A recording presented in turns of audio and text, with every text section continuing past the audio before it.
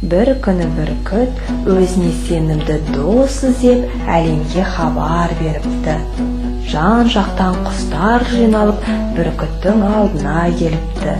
Сонда бүркіт кімнің қандай қасиеті бар деп сұрапты. Бірінші болып қас сөйлеген екен. Мен суда да жүземін, жерде де жүремін, ұша да білемін. Құстардың арасындағы ең мықтысы менмін.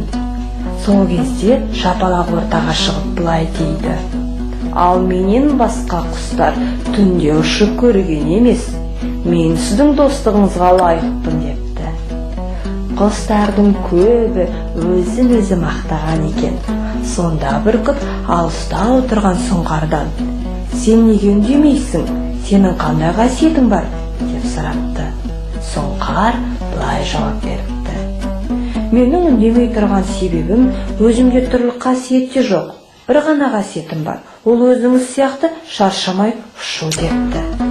Сонда бүркіт былай дейді: бір басыңа осы қасиетте жетеді. Маған сен ғана дос бола аласың. Асырмай тек шындықты айттың ғой депті.